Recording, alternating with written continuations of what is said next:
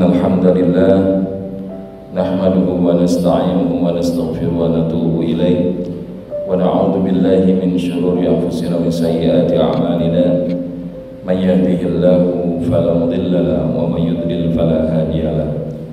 Asyhadu an la ilaha illallah wahdahu la syarika lahu wa asyhadu anna Muhammadan abduhu wa rasuluhu la nabiyya ba'dahu.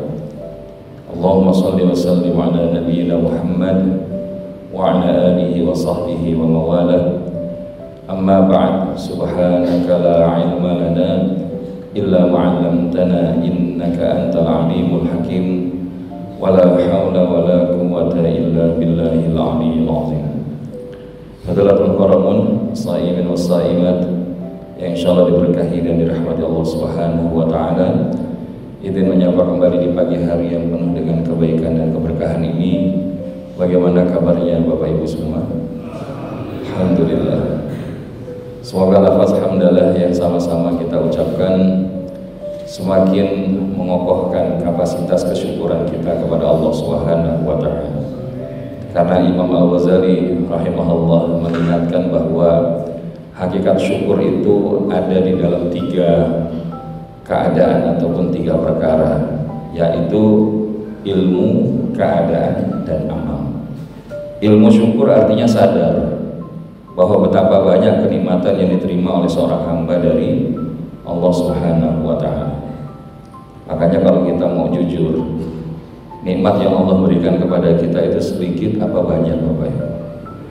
Banyak aja apa banyak banget? Bisa kita hitung atau enggak? Karena kalau kita ingin menghitungnya walaupun menggunakan semua air yang ada di dalam lautan dan pepohonan yang ada di atas muka bumi didatangkan 7 kali sama banyaknya, itu enggak akan mencukupi. Maka oleh karenanya sayangnya banyak di antara kita yang terlalu sibuk melihat pada saat enggak adanya ketimbang saat adanya, betul atau tidak? Kita itu lebih banyak mudah mengucapkan alhamdulillahnya atau lebih mudah ngeluhnya, Bapak Ibu. Makanya ada satu ungkapan dari seorang dai asal Amerika, if we were truly people of alhamdulillah, we wouldn't find time, energy, or motivation to complain. Kalau kita betul-betul menjadi manusia alhamdulillah, kita tidak akan pernah menemukan waktu, tenaga maupun motivasi untuk mengeluh kepada Allah, untuk komplain kepada Allah. Karena apapun yang Allah hadirkan di dalam hidup kita itu baik atau tidak, pasti baik atau belum tentu baik? Pasti baik. Kenapa pasti baik? Karena Allah Rabb yang gak mungkin zalim kepada hambanya, Rabb yang gak mungkin gak adil terhadap hambanya. Tapi kitanya aja yang sering gak sadar. Kadang kita itu lebih sering melihat susahnya daripada saat diberikan kemudahannya. Contoh, kalau kita bahasanya lebih mudah ingat Allah itu pas lagi susah atau pas lagi mudah, Bapak Ibu? Lagi dapat banyak nikmat atau lagi dapat sedikit nikmat?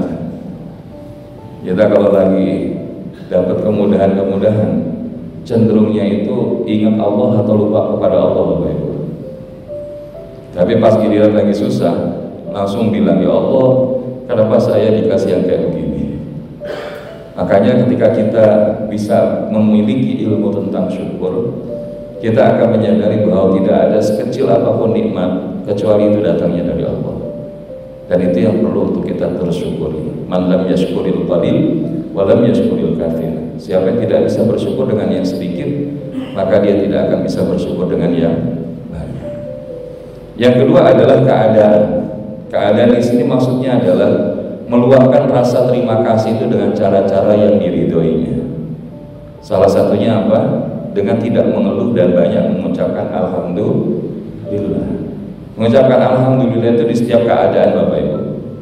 Karena Nabi ketika ditanya bagaimana keadaannya di rumah kepada Ummul Mukminin Siti Aisyah dari para sahabat, maka disebutkan Nabi itu ketika melihat yang disukai akan mengucapkan alhamdulillahilladzi bini'matihi tatimmus shalihat. Tapi manakala melihat yang tidak disukai, maka Nabi tetap mengucapkan alhamdulillahi ala kulli hal. Nah inilah yang kemudian juga kita dapat dalam satu hadis Nabi, inna afdala ibadillahi yaumal qiyamah alhamdulillah. Sungguhnya di antara hamba Allah yang memiliki nilai keutamaan dan kemuliaan di sisi Allah di hari kiamat nanti adalah kelompok alhamdulillah. Siapa itu alhamdulillah? Mereka adalah hamba Allah yang banyak mengucapkan alhamdulillah. Dan adapun amalannya adalah bertujuan menunaikan perintahnya.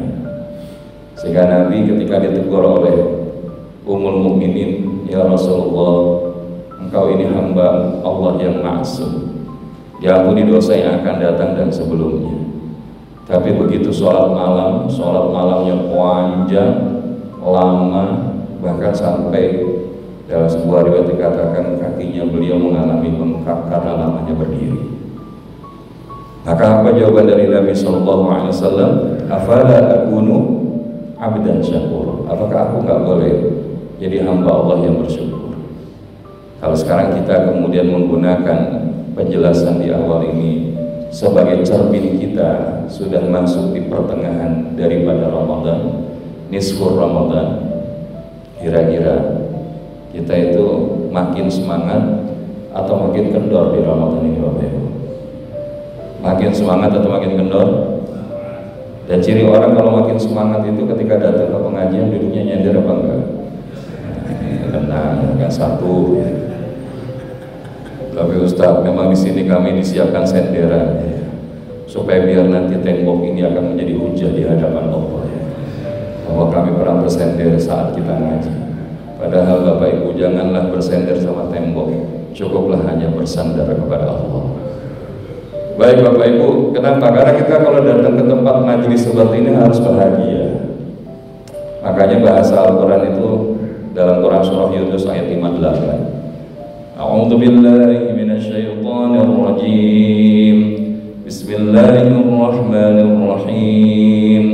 Qul bi fadlillahi wa bi rahmatihi fabidzalika falyafrahu huwa khairum mimma yajma'un.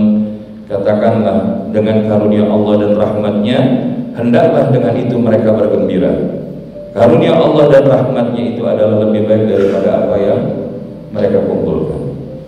Maka ketika menafsirkan wa bi rahmatihi, para mufassir itu menjelaskan diantaranya adalah hadirnya Nabi kita Muhammad sallallahu alaihi wasallam, wa ma arsalnaka illa rahmatan lil alamin.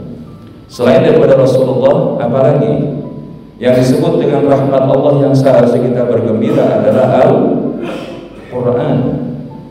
Wa nunazzilu minal Qur'an ma huwa shifaa'un wa rahmatun lil mu'minin. Bahkan ketika kita hari ini berada di dalam Ramadan, maka salah satu yang identik dengan Ramadan itu adalah Al-Quran. Syahrul Ramadan alladzi unzila fihi al-Quran hudan lin-nasi wa bayyinatin minal huda wal furqan. Bahkan termasuk ketika kita hari ini berada di pertengahan Ramadan, maka bukan tidak mungkin malam nanti ini yang banyak kemudian diperingati sebagai nuzulul Quran. Coba kalau kita bicara tentang Quran, banyakkan kita itu gembira atau banyak yang lebih tidak memperdulikannya, Bapak Ibu? Lebih banyak yang peduli dengan Quran atau tidak peduli, Bapak Ibu? Kira-kira kalau yang hadir di sini insya Allah peduli atau tidak? Yang di luarnya, yang hari ini nggak nyampe di masjid, termasuk yang peduli dengan Quran? Belum tentu gitu ya. Makanya keadaan ini bahkan pernah disinyalir oleh Nabi SAW dan diadukan kepada Allah. Di mana saat Rasulullah mengadu kepada Allah dalam Quran surat Al-Furqan ayat 30. Wa qala ar-rasul ya rabbi inna qaumi ittakhadhu hadzal qur'ana mahjura. Dan berkatalah Rasul, ya Rabbku, sesungguhnya kaumku menjadikan Al-Quran itu sesuatu yang tidak dipedulikan. Makanya kalau bicara mahjuro, Dalam tafsir Ibnu Katsir disebutkan maksudnya apa? Tidak mau belajar Quran, tidak mau ngafalin Quran, tidak mengimani Quran, tidak mentadabburi Quran, tidak menjalankan perintahnya, dan bahkan berpaling kepada selain Quran. Dan kalau kita berkaca kepada kondisi kita hari ini berada di negeri dengan populasi umat muslim terbesar keberapa? Karena kalau nggak salah kita sudah kalah dengan Pakistan ya. Mungkin kedua di dunia. Pertanyaannya, termasuk yang peduli atau yang masuk dalam kelompok yang nggak peduli ini? Dan kenapa kita mengatakan ini? Karena secara faktanya 65% muslim di Indonesia itu buta aksara Quran. Ini yang perlu kita hadirkan dengan semangat nuzulul Quran ini. Dan ini fakta. Hari ini lebih banyak di antara saudara kita kaum muslimin gelisah kalau nggak bisa bahasa asing selain daripada bahasa Quran. Makanya ngambil les bahasa Inggris, bahasa Mandarin ataupun yang lain. Tapi begitu kemudian ikut belajar bisa baca Quran, kadang habis kegiatan seperti ini semangat, akhirnya buatlah kelas-kelas tahsin. Tapi biasanya kelas tahsin itu ramai nggak di awal Bapak Ibu? Ramai. Tapi setelah 2-3 kali pertemuan, kira-kira ramai atau tinggal ustadznya saja? Ini kelihatan ya senyum-senyum pengalamannya. Habis ustadz, giliran kami diikutkan kelas tahsin disuruh baca. Loh, kalau ikut kelas tahsin nggak baca terus bilgoin gitu ya. Itu kan tentu akan berbeda Bapak. Makanya dampaknya hari ini bahkan juga terpapar kepada generasi muda. Kalau generasi yang orang tuanya nggak seneng sama Quran, maka anak-anaknya bukan nggak mungkin juga nggak seneng sama Quran. Maka ada istilah fenomena sosial di tengah generasi muda hari ini, ada namanya flexing. Walaupun bukan punya dia, yang penting bisa tampil gaya di media sosial. YOLO itu apa? You only live once. Alah, hari ini nggak usah terlalu alim-alim banget lah. Hidup cuma sekali, ngapain aja mumpung masih hidup. Ada lagi FOMO itu apa? Fear of missing out. Kalau bahasanya nggak ikut-ikutan update dengan apa yang menjadi tren hari ini, rasanya kok kudet gitu. FOMO itu apa? Fear of other people's opinion. Ada rasa takut terhadap opini pandangan orang lain terhadap hidupnya. Makanya dia meletakkan standar bahagia kehidupannya itu pada lisan maupun pandangan orang lain. Nah, orang kalau meletakkan standar bahagianya pada mulut orang lain, pada mata orang lain, ujungnya banyakkan bahagia atau kecewa. Banyakkan bahagia atau kecewa? Kecewa. Makanya kita berlindung, jangan sampai generasi kita itu menjadi generasi pengganti yang buruk. Karena ada satu teguran dari Allah Subhanahu wa Ta'ala yang perlu menjadi concern bagi setiap kita. Qurannya surah Maryam ayat 59. فَخَلَفَ مِنْ بَعْدِهِمْ خَلْفٌ أَضَاعُوا الصَّلَاةَ وَاتَّبَعُوا الشَّهَوَاتِ فَسَوْفَ يَلْقَوْنَ غَيًّا. Maka datanglah sesudah mereka generasi pengganti yang buruk, yang menyia-nyiakan sholat dan memperturutkan hawa nafsunya, maka mereka kelak akan menemui kesesatan. Hari ini Bapak Ibu, saya pengen tanya, pernah nggak Bapak Ibu pas lagi Jumatan, di antara jamaah yang hadir saat khutbah disampaikan seorang khotib, jamaahnya main HP? Pernah nggak Bapak Ibu? Di masjid ini pernah melihat orang kayak gitu Bapak Ibu? Kira-kira di mana orangnya? Hari ini ada di sini kan? Karena kalau ada ini sesuatu yang menyedihkan Bapak Ibu. Saya Jumat lalu itu lagi alhamdulillah lagi bebas tugas jadi makmum jadinya.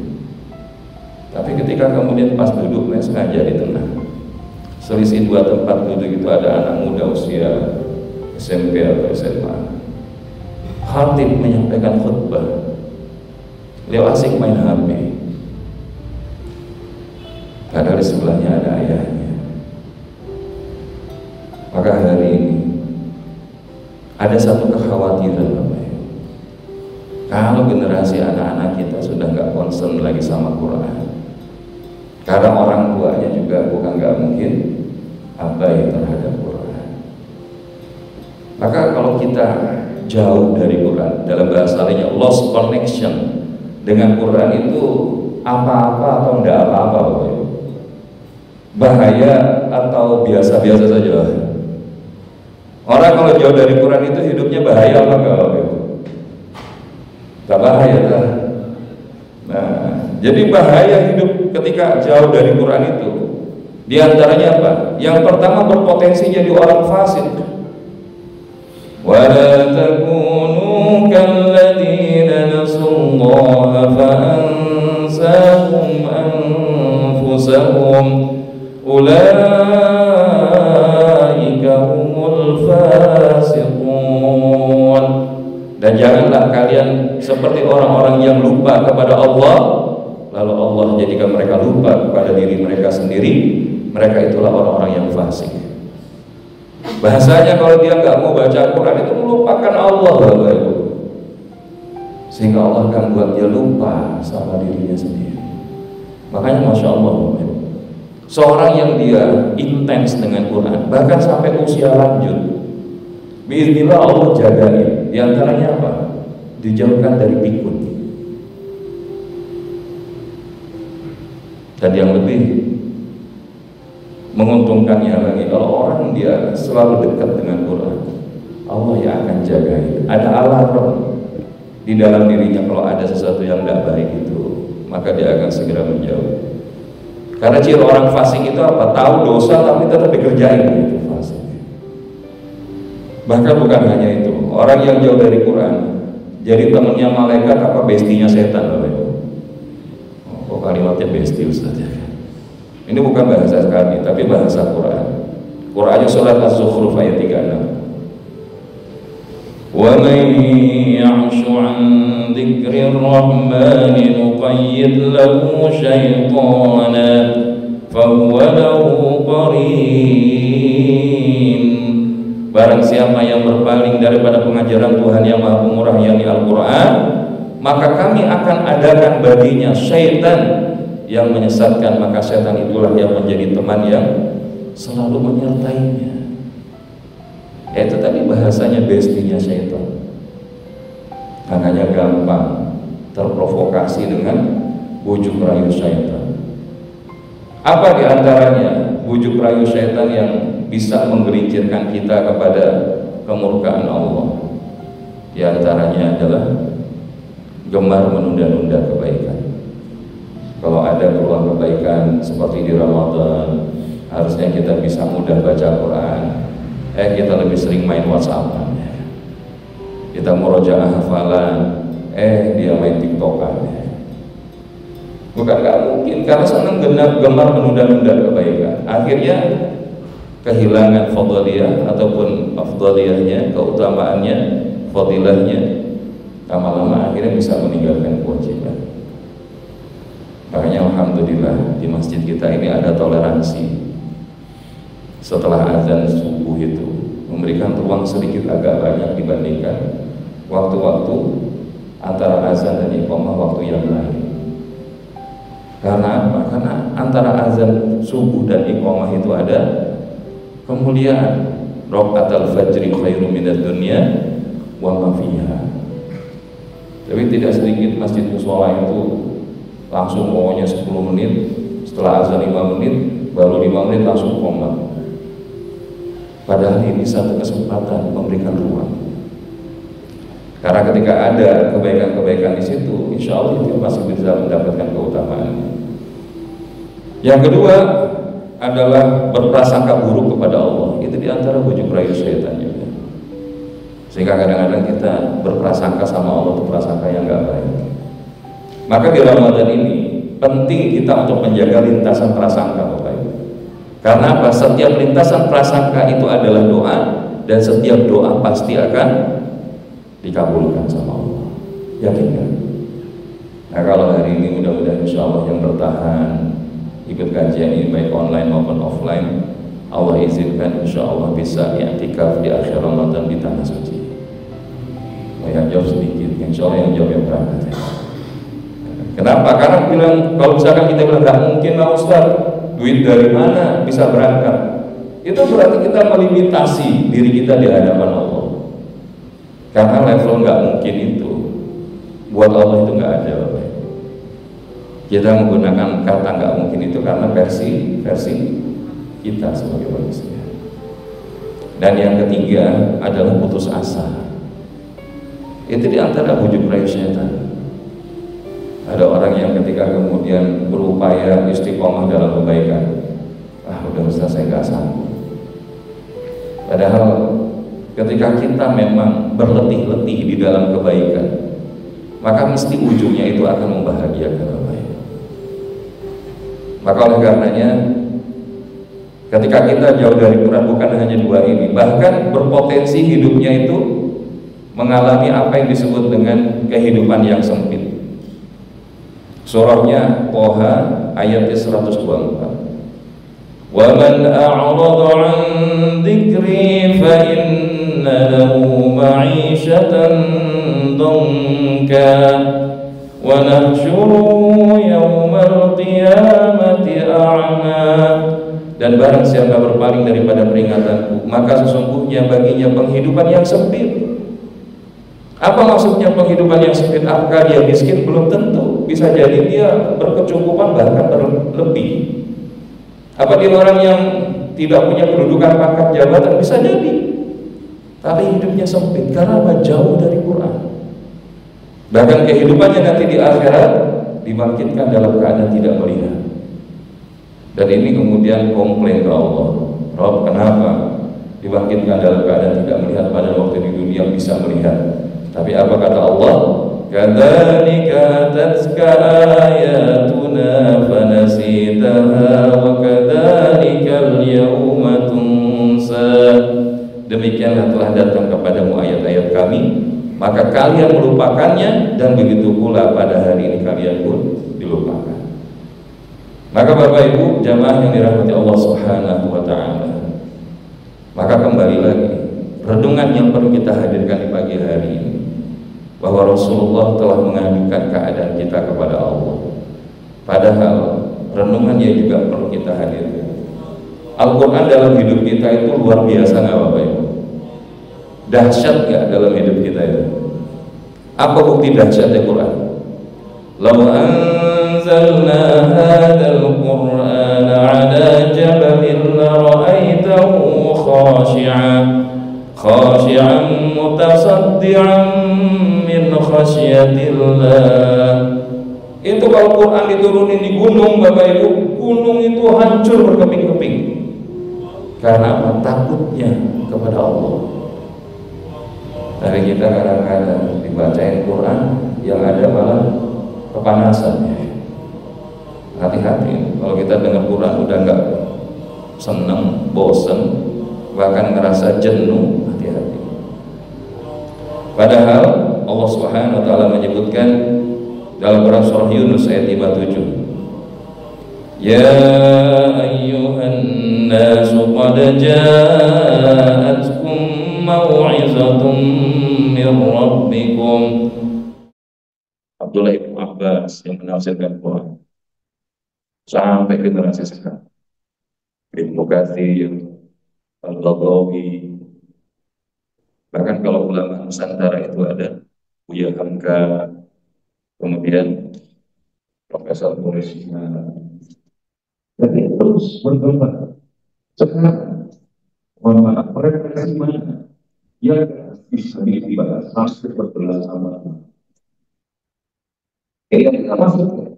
Dan Allah menghadirkan di dalam Quran itu bukan hanya saja kaidah syariat, Al-Quran boleh atau tidak, tapi juga banyak yang kisah-kisah dari masih sebelum itu. Dan itu ada satu satu apa yang namanya satu kaidah, kalau bisa dikatakan kaidah. The past is the key of the future. Masa lalu adalah kunci keberhasilan dari masa depan. Makanya ketika kita lihat di dalam Quran itu ada kisah-kisah orang sebelumnya. Dan di situ ada yang berhasil dan ada yang gagal. Menariknya orang yang berhasil itu ada polanya, yang gagal juga ada pola. Nah, pertanyaannya kita, kalau pengen berhasil di dalam hidup, ikutnya pola orang yang berhasil atau orang yang gagal tadi. Dan itu referensi terbaiknya di antaranya Allah hadirkan kisah Nabi Musa alaihissalam dan umatnya. Bisa siapa lagi? Nabi Nuh, Nabi Ibrahim. Dan dengan kisah-kisah ini kita yakin dan percaya kalau harus. Kalau nggak yakin dan percaya, nggak beriman dengan kisah-kisah tadi, cacat iman kita terhadap Quran. Dan ini, Masya Allah, pembahasan mengenai ini luar biasa. Maka bukan hanya saja pelajaran dari roh, juga menjadi penyembuh bagi penyakit-penyakit yang berada di dalam dada. Hari ini isu mengenai mental health sedang menjadi point of view. Kebanyakan kita hidup yang berada pada hari-hari seperti sekarang.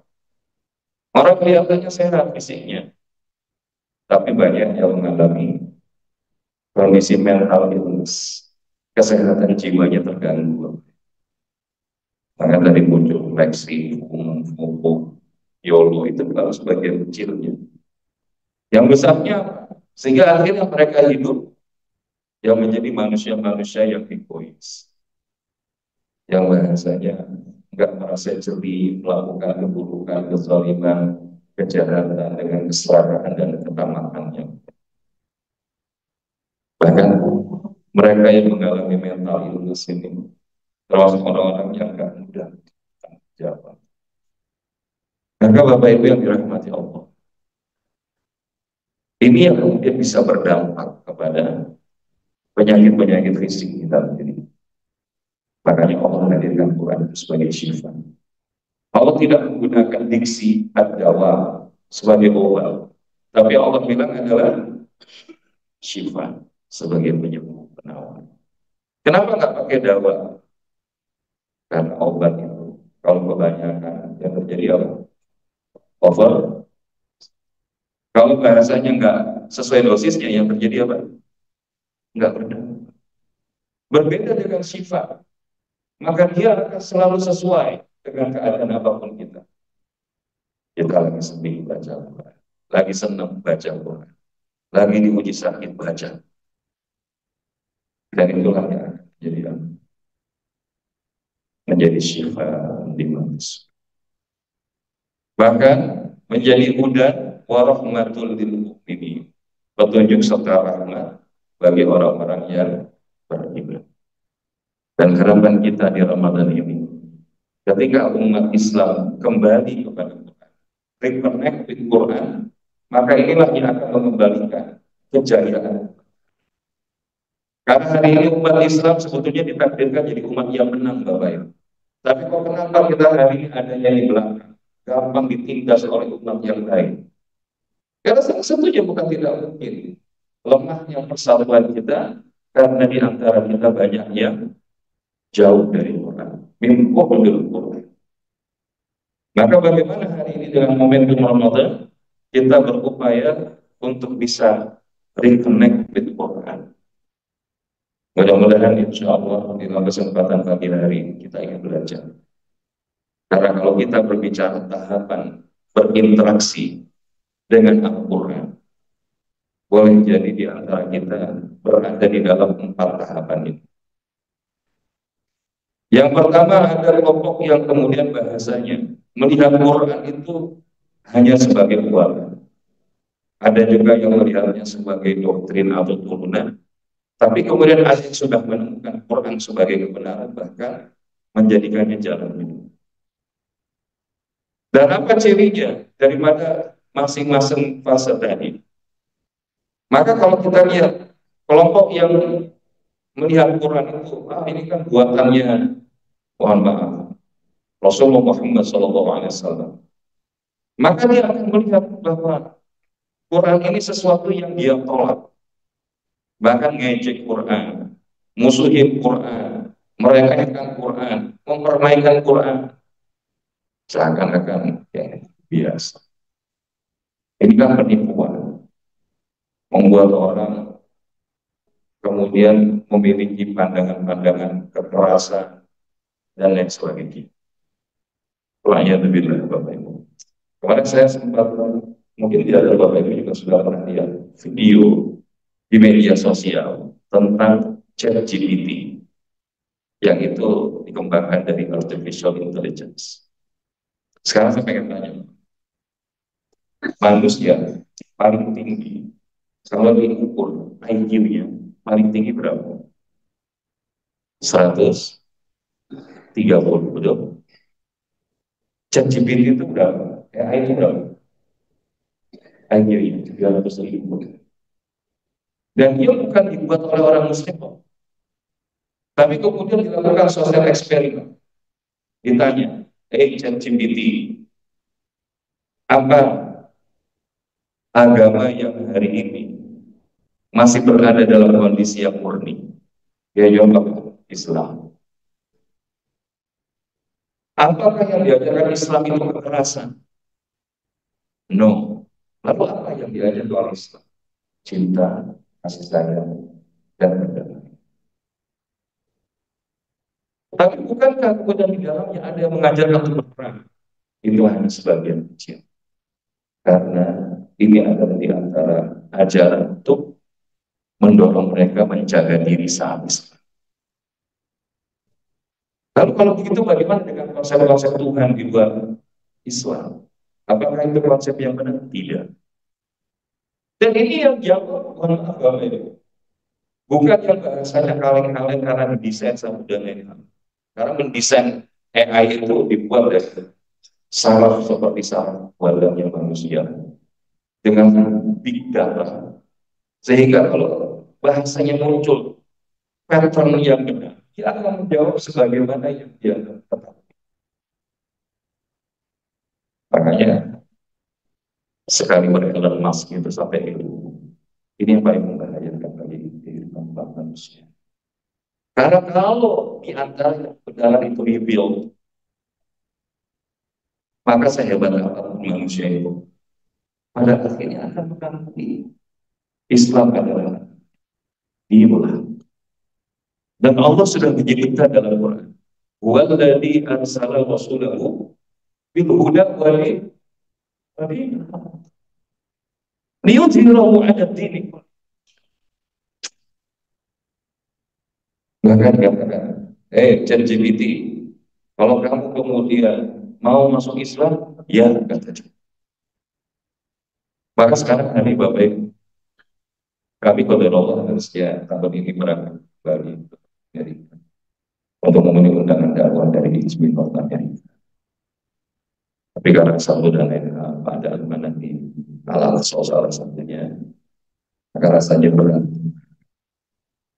Hari ini kami jemput anak di Purwakarta, dari Pondok. Besok yang dari Jasinga, orang di depan Bali. Dan nanti dari Gunung Sindur, akan datang kembali. Itu yang membuat sedikit berat. Tapi ketika kita sampai di sana, hari ini di Amerika, khususnya di Los Angeles, setelah terjadi proses atau insiden kebakaran, banyak orang yang dia berbondong-bondong belajar tentang Islam dan akhirnya masuk Islam. Bahkan kalau ditanya Islam gimana perkembangan Islam itu di luar negeri, salah satu yang kami tahu di sekitaran Amerika itu, orang Bapak Ibu di sana itu dakwah terang-terangan. Di perapatan lampu merah, kalau kita kan banyaknya, mohon maaf, manusia silver. Kalau manusia silver Bapak Ibu, ya pokoknya gitu. Kalau di sana mereka read Bible. Kadang mereka discussion open public itu ngobrol tentang tauhid dan tentang konsep itu. Dan alhamdulillah, ketika saudara muslim kita di sana berdakwah dengan Allah karuniakan kecerdasan, dengan izinnya banyak yang mendapatkan hidayah. Bahkan dengan daerah Sianto, ada saudara muslim kita dari Indonesia yang jadi imam di sana, namanya Imam Muhammad Joba. Itu hampir tiap hari orang masuk Islam. Beliau jadi imam masjid di sana. Dari di beberapa sahabat-sahabat kami bukan ada yang mengisi di daerah Marannya. Waktu kami sama-sama pasca sarjana di PTI, Ustaz dapat amanah dari Roh Nasr. Insya Allah. Nah, hari ini Bapak Ibu, mereka senang kalau orang Indonesia itu datang ke sana. Bacaan-bacaannya, Masya Allah, memorinya. Dan inilah yang kita katakan keindahan Islam itu di sini. They don't read Quran, they don't read Hadith, but they read you, but they read us. Mereka nggak baca Quran, mereka nggak baca hadis, tapi mereka melihat kita. Banyak yang kemudian bahasanya masuk Islam. Justru setelah mendapati Islam itu nggak sesuai propaganda yang dibuat oleh masyarakat Islam. Makanya hari ini bahkan ada George Wilders itu ya, yang tadinya benci sekali dengan Islam, dengan izin Allah. Begitu belajar Islam, masuk Islam, sekarang menjadi pembela paling kencang di parlemen untuk membela Islam. Itu mudah bagi Allah. Jangankan dia. Saya di Umar aja begitu. Tadinya mau bunuh Rasulullah Muhammad. Tapi begitu kemudian dibilang, Umar jangan jadi pahlawan kesiangan. Adikmu aja itu Fatimah binti Khattab. Itu saya jadi umatnya Rasulullah Muhammad. Maka begitu sampai di depan rumahnya Fatimah binti Khattab, lagi ngaji, belajar ngaji, sudah dengar bacaan surat Tuhan. Ma anzalna 'alaikal Qur'ana litashqa. Tidaklah Allah menurunkan Quran ini membuat kalian susah. Betul itu pedang yang dipegang oleh Sayyidina Umar. Sehingga apa? Akhirnya terjatuh dan masuk beliau ke dalam Islam. Maka Bapak Ibu, ada juga yang melihat Quran itu mungkin ini kebanyakan kita, cuma sebagai doktrin atau turunan. Makanya dia Qurannya dibaca tapi nggak dilakukan. Jarang dibaca. Kalaupun ada ayat, bahasanya gunakan ayat untuk kepentingan diri Ustaz. Bukankah dalam Al-Quran seorang laki-laki itu boleh nikah sampai 4 tahun? Bahkan ada ayatnya. Kok yang dipakai ayat itu doang? Padahal yang lain banyak. Terkadang kurang adab. Karena inilah kita belajar. Tapi di level ini sudah lebih baik dari yang sebelumnya. Sehingga menjadi Quran itu bacaan berbahan. Tapi kita berharap hari ini nggak berhenti sampai di situ Bapak. Tapi bagaimana kemudian kita memaknai Al-Quran itu sebagai kebenaran dari Allah, sebagai kalam Allah, sehingga dampaknya apa? Kuat tarikan untuk merenungkan Quran. Ayat-ayat Quran itu bahasanya selalu berputar di hati dan pikirannya. Ada apa-apa, Al-Qurannya apa? Surah berapa, ayat berapa? Itu ada seorang hafiz, tapi beliau, kalau bahasa kita, anak kebutuhan. Namanya Kak Naja. Pernah dengar ya? Ketika di dalam kelompok. Masya Allah kami selesai dakwah di masjid dekat rumah beliau. Kemudian masih bilang itu sampai mampir ke rumah Kak Naja. Dan beliau itu, maaf Bapak Ibu, nggak sholat di masjid kenapa? Kalau dia makmum di masjid, imamnya baca nggak beres. Apa yang beliau lakukan? Ketawa-ketawa sambil benerin. Makanya kemudian bahasanya sementara ditaruh di rumah sampai kemudian beliau bisa menyesuaikan. Sampai ibunya ketika masih hidup waktu kami dan seperti Allah, Ustaz, saya tuh khawatir dengan Kak Naja. Kenapa? Kalau saya menyediakan sesuatu atau menghadirkan sesuatu dan melakukan sesuatu, kalau kemudian nggak benar, dia akan bilang, ya, ini Qurannya surah ini ayatnya lakukan yang seperti itu. Maka saya gemetar, karena beliau ini hafid bukan hanya 30 juz. Jadi beliau pas kami kemarin berapa tahun lalu sedang menghafal sedikitnya 15.000 hadis, 12.000 atau 15.000 hadis. Dan itu berikut dengan arti.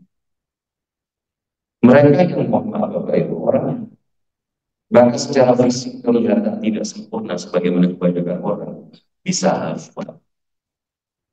Kita yang sempurna, mohon berapa banyak. Nah, tapi bagi kita tidak berhenti sampai di sini. Kita berhenti sejenak kalau lihat satu ayat untuk tadabbur. Dan akhirnya menjadikan Al-Quran itu sebagai modal yang mutaki, jalan hidup. Bahasa anak muda sekarang jalan hijau.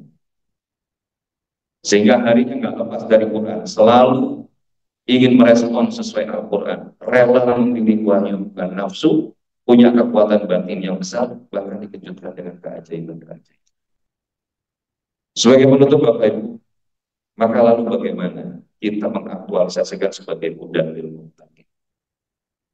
Maka diantaranya ada 3 langkah. Izin mudah-mudahan kalau kamu selesai.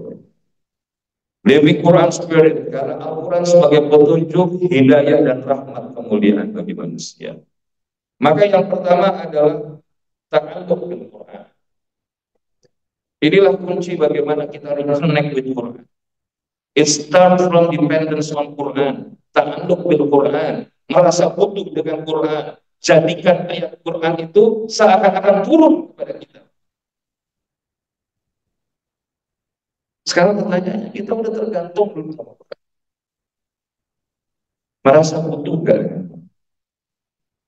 Karena kalau kita merasa butuh, kita nggak mau ninggalin Quran walaupun sesaat, betul nggak? Tapi sekarang kalau kita lihat, lebih butuh mana? Kita sama Quran sama HP. Coba mau tidur yang dipegang Quran apa HP? Bangun tidur, yang dicari HP apa Quran? Itu ta'alluq bil hafid. Kalau dia ta'alluq bil Quran, mau tidur dia baca, bangun tidur dia baca. Makanya Nabi itu kan salah satu adabnya bangun tidur itu baca Quran surah 190, 191. Ya, mau tidur baca ayat kursi, surah Al-Ikhlas, Al-Mu'awwidzatain. Itu yang paling minimal Bapak ya. Tadi kita mau tidur scroll, bangun tidur scroll. Yang namanya scroll di media handphone kita itu ada habisnya apa enggak? Itu yang membuat terdistrak hidup kita. Makanya ada peneliti media sosial mengatakan itu yang disebut dengan tension ekonomi. Ekonomi yang mencuri perhatian.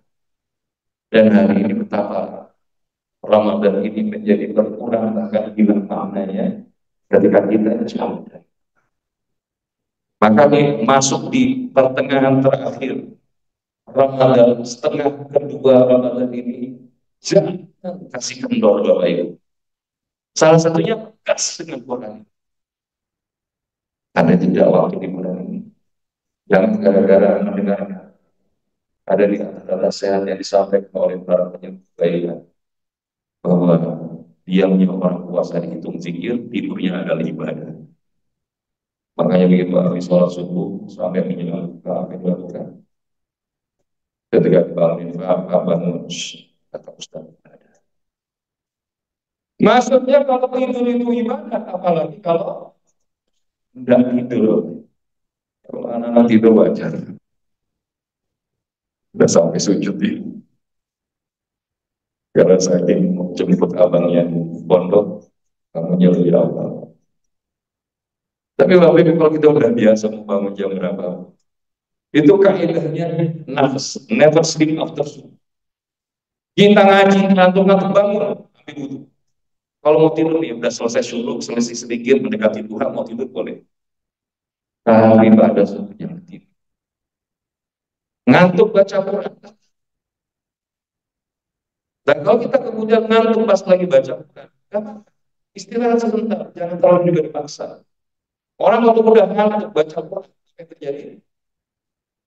Itu naik terus ayatnya. Udah baca ke tengah, naik lagi ke atas. Iya, ketawa ini pasti punya pengalaman. Jangan ya Bapak, saya punya pengalaman. Maka kata guru kami, kalau sudah ngantuk tutup dulu. Tutup dulu, ambil wudhu atau mau tidur, tidur. Ambil wudhu, sholat 2 rakaat, minta sama Allah, baca lagi. Jangan dihantam terus. Kita saking itikaf gitu kan. Ngaji dari jam 8 sampai jam 10, itu satu halaman bolak-balik bolak. Makanya itu ada kaidah. Nah,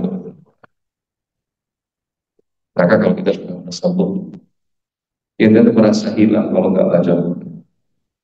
Tapi kalau kita hari ini kalau nggak dengar musik, kalau nggak nonton drakor, kayaknya ada yang hilang dalam hidup. Kalau nggak nonton bola, nggak update skor, rasanya ada yang hilang dalam hidup kita.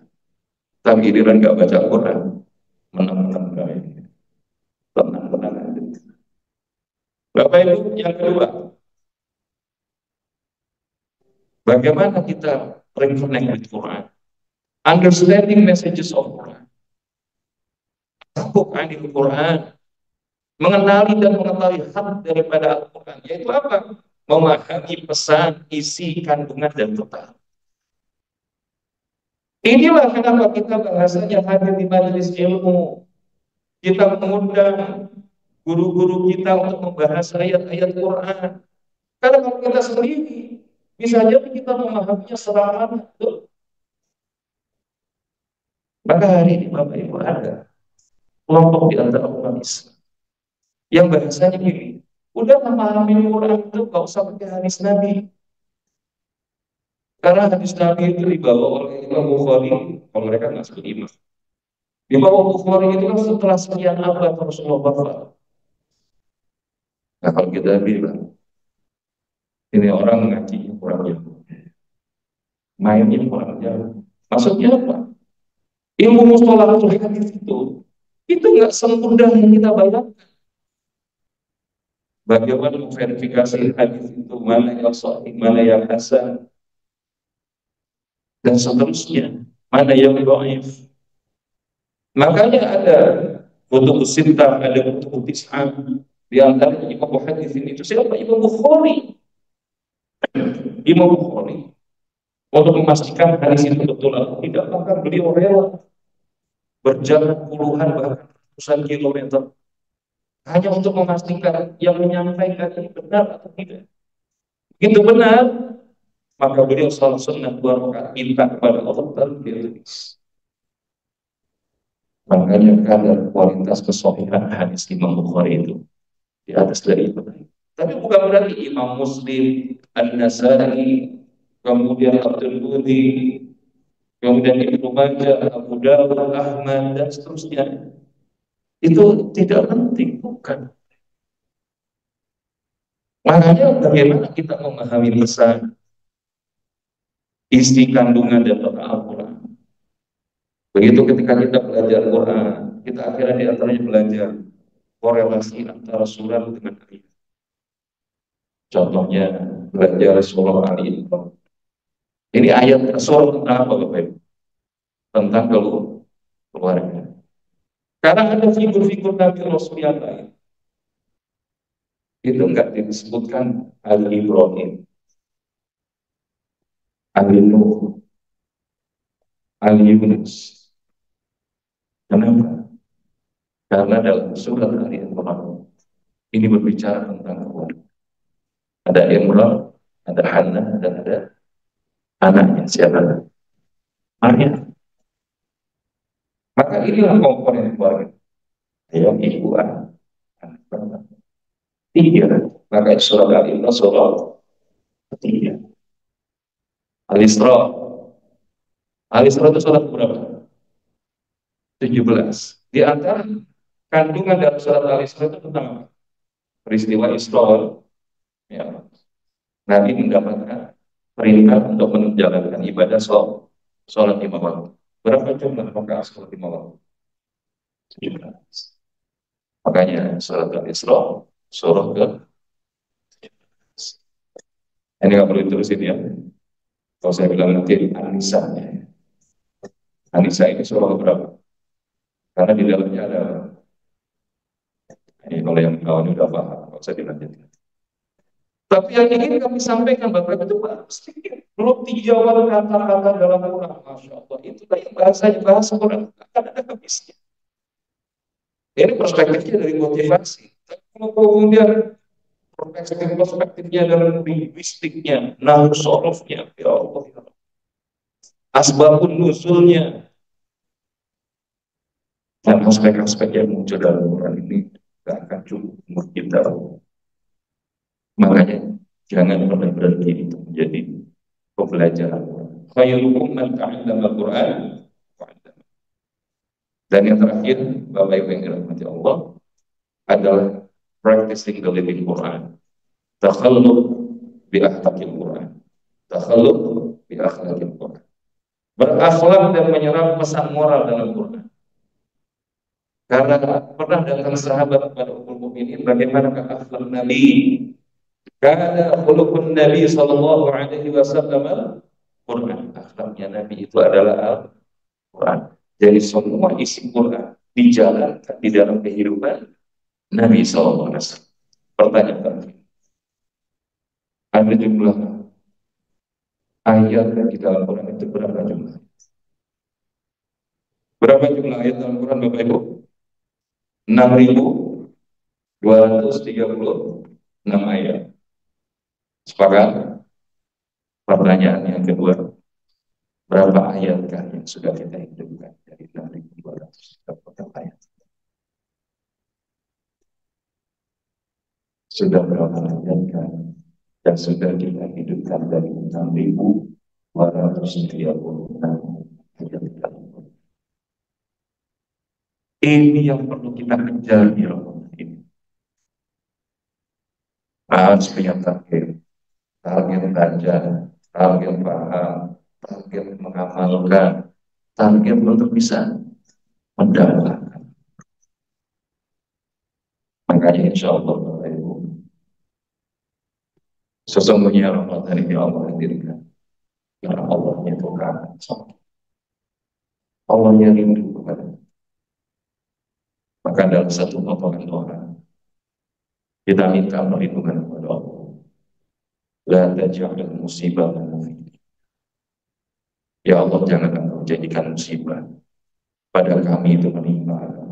Salah satunya berislam tapi nggak bisa baca Quran, berislam tapi nggak beramal dengan akhlak, berislam tapi mengacungkan Allah. Maka sesungguhnya musibah terbesar dalam hidup kita bukanlah saat kita ditimpa penyakit atau kehilangan harta benda ataupun bisnis kita gagal, ditumpu dengan sesama rekan bisnis. Tapi musibah terbesar di dalam hidup kita adalah saat kita kerja. Maka Ramadan ini kesempatan kita itu mendekat kepada Allah, menurunkan frekuensi dunia kita dan mengencangkan atau meningkatkan frekuensi ukhrawi mendekati kita kepada Allah. Mendekati akhir Ramadan, jangan tersekat dulu, harus naik terus. Semoga Allah mementaskan kita jadi hamba-Nya yang mencapai la'allakum tattaqun. Dan insya Allah di 10 hari akhir Ramadan Allah memilih kita menjadi ahli Lailatul Qadar. Karena sedetik pandangan Allah jauh lebih berharga dibandingkan sejuta manusia kepada kita. Mudah-mudahan disampaikan ini ada manfaatnya dan kita bisa kembali di kajian kita baik.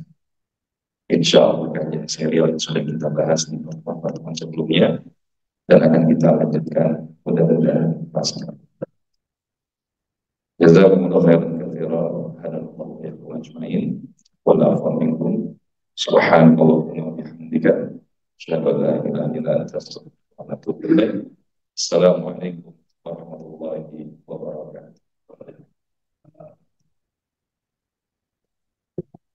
Oh, mau nanya? Boleh. Satu aja ya, Pak. Silakan.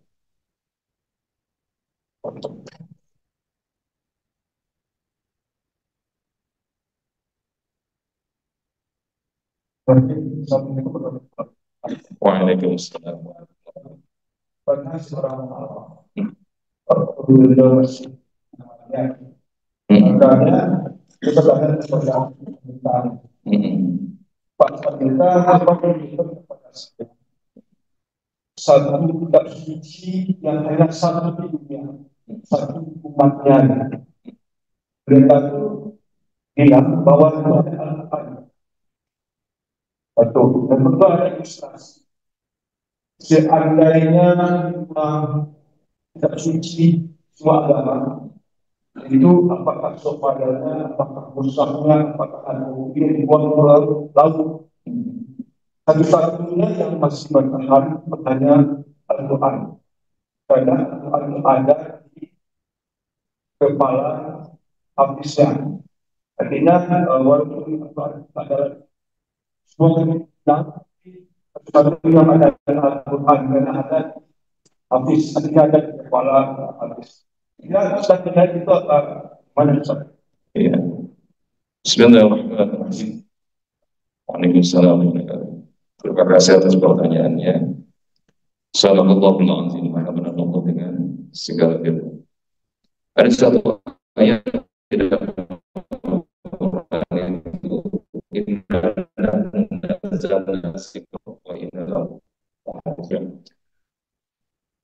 dan ini jaminan dari Allah. Makanya Al-Quran ini bukanlah buatan Rasulullah Muhammad SAW sekalipun. Maka tadi ada fase interaksi kelompok pertama itu kan menganggap Al-Quran itu buatan manusia. Tapi kalau mereka meneliti kebenaran, jangan kata di pendeta, yang kalau dia punya kejujuran terhadap kemampuan berpikirnya, maka dia akan menemukan kebenaran.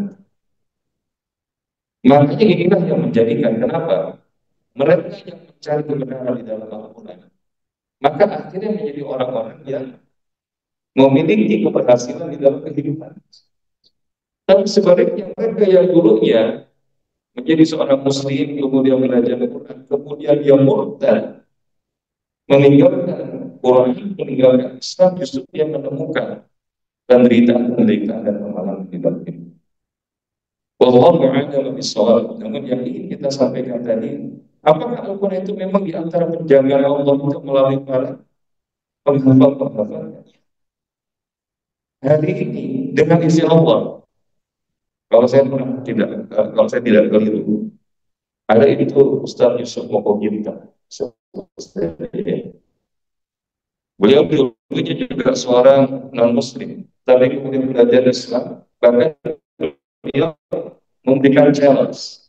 Kalau ada yang bisa hafal dari kitab suci di luar Islam, waktu agama dia kebetulan Islam, maka dia akan memberikan 1 miliar atau 1 mobil mewah.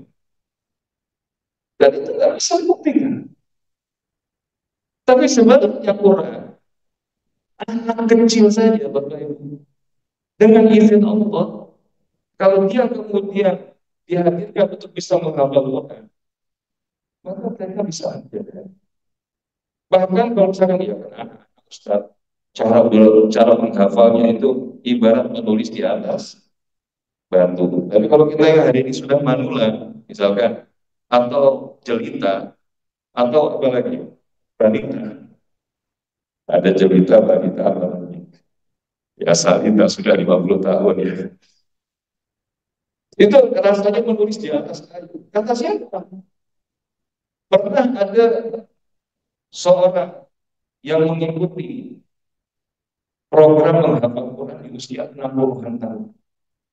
Bismillah 3 tahun dengan izin Allah hafal Quran. Jadi mau anak kecil, bahkan seorang yang sudah lanjut usia sekalipun, dimudahkan untuk bisa hafal Quran. Dan di antara itu artinya apa? Itu usia keemasan. Ya usia 20, 30, 40. Maka jangan sampai kita di Ramadan bahkan tidak punya target menghafalkan Quran. Kalau nggak bisa 30 juz, minimal 1 juz. Nggak bisa 1 juz, paling tidak makro-makro yang itu menarik untuk dihafalkan sebagai apa? Inventaris sholat malam kita. Ini baru itu kita tambahin. Paling nggak juz aman. Makanya ini adalah salah satu penjagaan. Di negeri kita itu ada Mushaf, itu ada lembaga pentasbih Quran. Jadi kalau Quran dicetak itu harus diverifikasi dulu sesuai. Makanya beberapa waktu lalu pernah ada Quran itu yang kemudian mohon maaf bukan keliru, memang di apa namanya diselewengkan, disimpangkan, tapi kemudian diketahui, kemudian ditarik, dibakar, ganti. Ada di luar negeri yang ingin membuat tandingan Quran, namanya Salman Rushdie. Itu ketika membuat buku judulnya Ayat-Ayat Syaitan, itu sebagai bandingan kepada Al-Quran, kemudian existing. Berbeda dengan kitab-kitab lain. Kitab Taurat itu kemudian sepeninggal Nabi Musa ada yang menyelewengkan dan kemudian menggantinya dengan Talmud. Yang ini yang kemudian menjadi cikal bakal dari protokol of Zion atau Zionis.